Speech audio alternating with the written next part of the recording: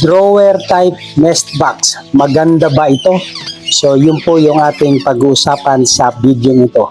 So mga kahabi, dahil sa traditional na nest box natin ay medyo meron akong napansin na hindi maganda dito.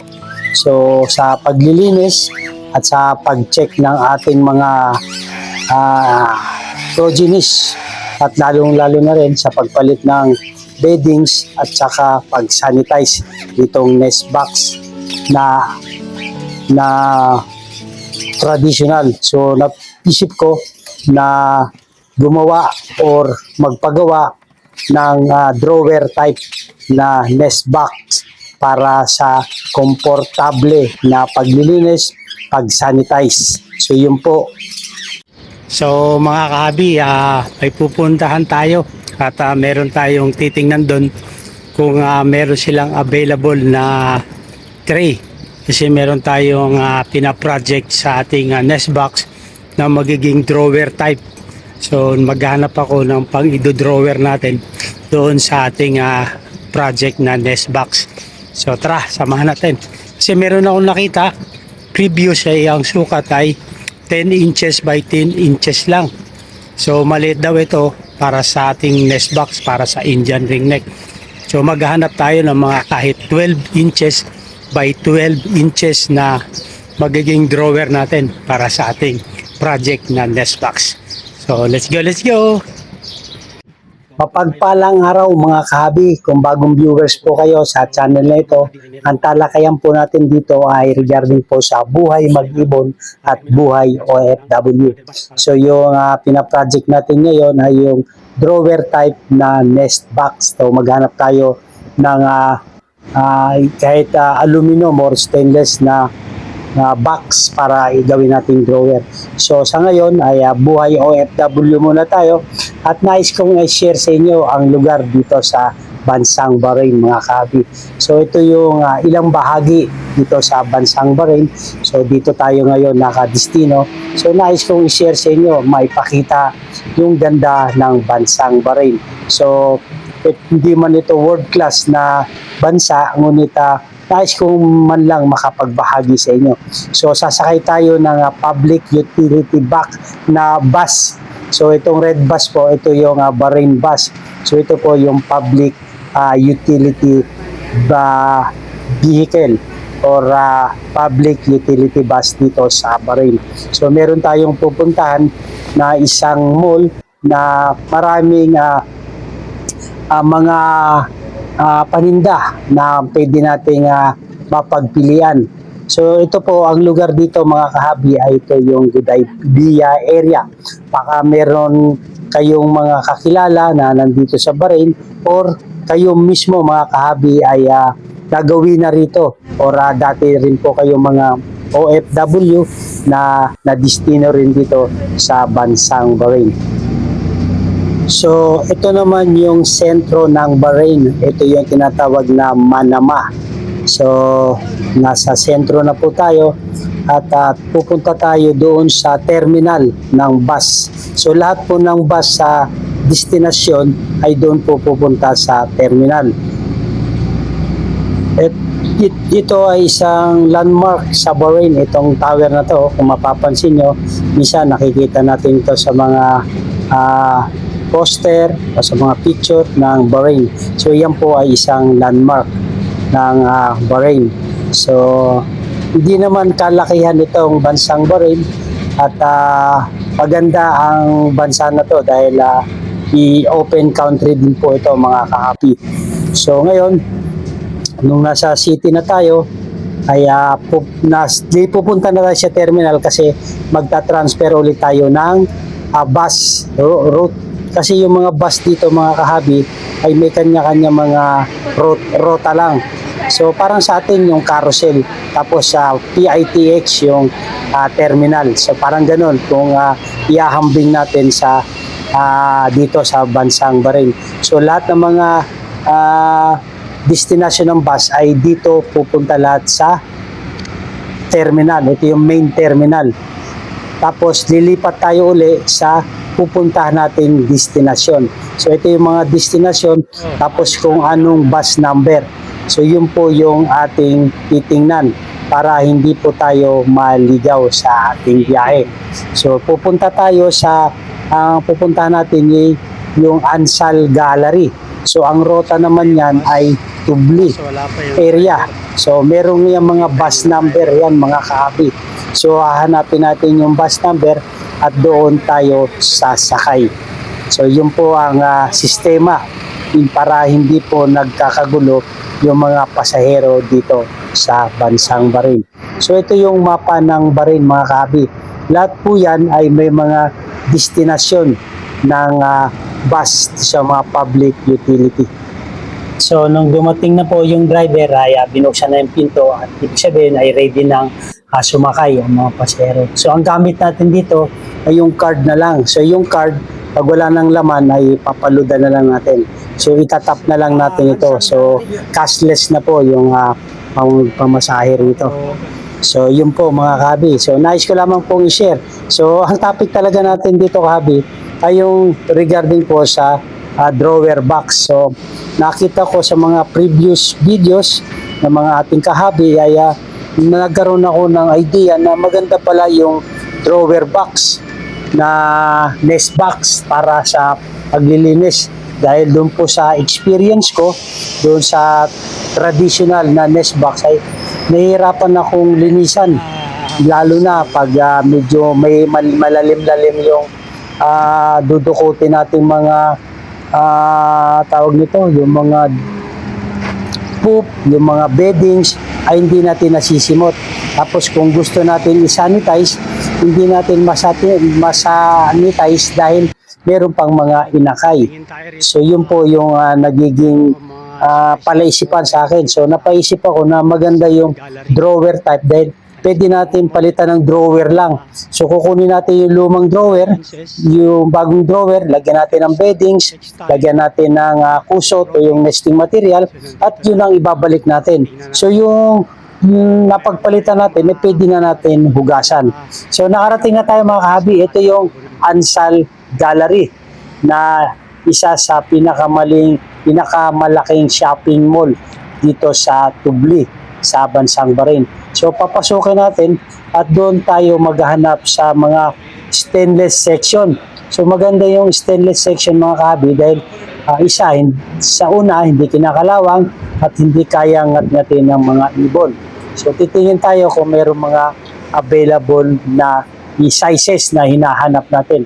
Although may mga available naman na mga stainless box, pero yung prepared natin ay 12 inches sana, na 12 inches by 12 inches para medyo maluwag-luwag at maganda yon para sa mga alaga nating mga ibon. So ito yung mga paninda sa loob. Meron silang mga sanitary materials, meron silang mga power tools, kanya-kanyang department ito mga kahabi. Meron pang plumbing, pang electrical, may mga pang tiles. So marami dito mga pagpipilian ng mga gamit or mga furniture dito mga kahabi. Ito nasa electrical section tayo ngayon. So hahanapin natin dito yung sa kitchenware na mga stainless. So try natin baka sakaling makakita tayo.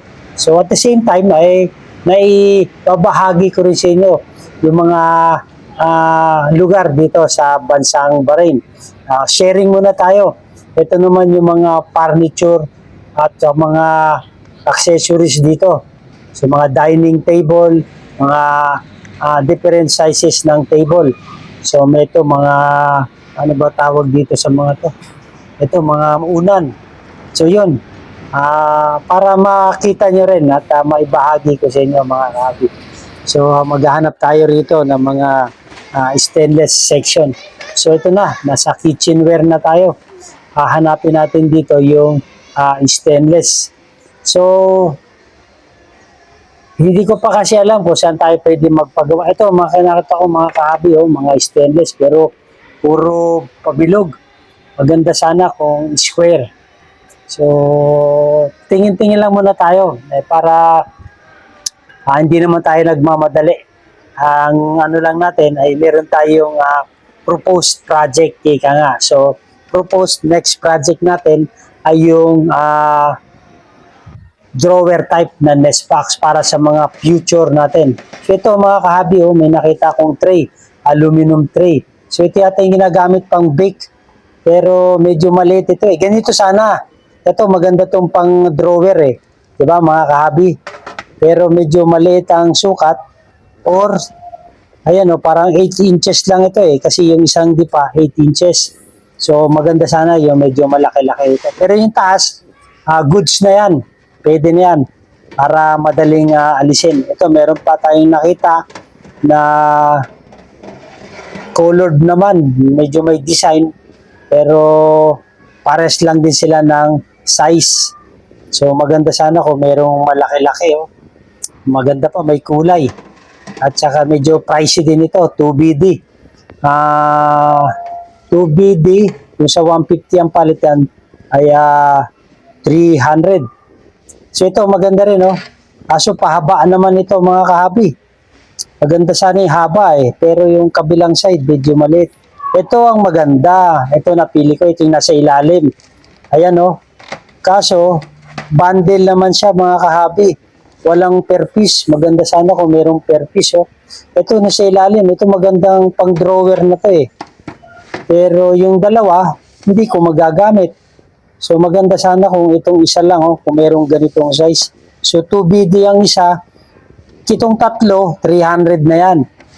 Yan, medyo kaya-kaya na yan, paisa-isa lang kada sahod. Ayan, parang 10 inches na yan. Pero yung haba, nasa 12 na yan. O 10 by 12, pwede na yan goods na yan. So, ito naman plastic. So parang hindi maganda ang plastic sa drawer. Kasi nangangat-ngat ng ibon yan. At saka baka makain pa nila yan. At saka medyo mahal ito. 8 inches lang din. Pero yung haba, maganda sana. Mga 12, kung ganun kudrado sana, mainam. So yun lang mga kahabi. Tingin-tingin lang muna tayo kung meron tayong makikita pa rito. So hindi naman tayo nagmamadali. So baka meron pa tayong mahanap dito sa area na to. So meron din ako napansin dito, napakalaking plato na stainless. So lalaki Ito yung mga siniserving sa mga may mga event sa yan ng mga Bahraini people dito. So yung traditional nila na tinatawag na biryani, yun doon nila nilalagay yun. Tapos mga cooking ware. Ito mga aluminum to eh. Ayan napaka rin to, matibay to, design. So alam mo natin, walang ganyan sa atin eh. Ito, wala lang handle na lutuan. So yung mga kabi, sharing lang muna sa ating paghahanap. Baka sakaling makatsempo rin tayo doon sa hinahanap natin. Puntahan natin Ansal Gallery. So hanap na lang ulit tayo kung saan tayo makakakuha para doon sa ating drawer type na gagawing nest box. So may naisipin ako kung meron nagpa-fabricate sana dito. Mag-canvas tayo o magkano mga gagawin. So ngayon, uwi muna tayo. Nilila tayo ng merienda. So maraming salamat sa inyong suporta mga kabi. At ang talakay natin dito ay regarding po sa buhay mag-iibon. Mabuhay and God bless. Thank you for watching. So ito yung bus stop. Hintay lang tayo rito. Dumating yung bus. Dito tayo sa area ng Tubli. So may greenhouse dito.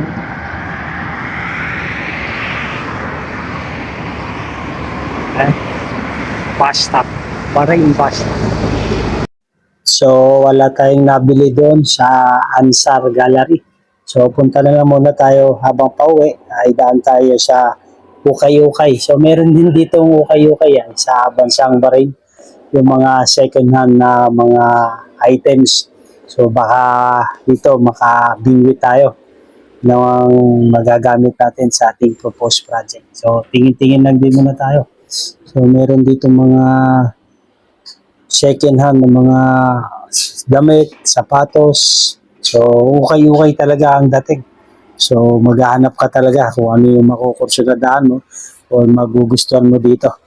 So, yun mga kabi, kung nagustuhan itong mga topic natin regarding po sa buhay mag-ibon at buhay OFW, ay humingi ako ng favor, please subscribe my YouTube channel, Olen Aviary at iba pa. So, ito yung ukay-ukay area sa Good Idea. So, tingin-tingin tayo. So, meron din naman tayong nabili. Ito mga feederer ng mga stainless. So, ayan o. Ayan, pwede na. Goods na to para sa ating feederer. Ito, sa dentist pa ata itong stainless nito. So, ayan. Ito yung nabili natin. So, ipunin natin sa ating mga future feederer. So, thank you for watching.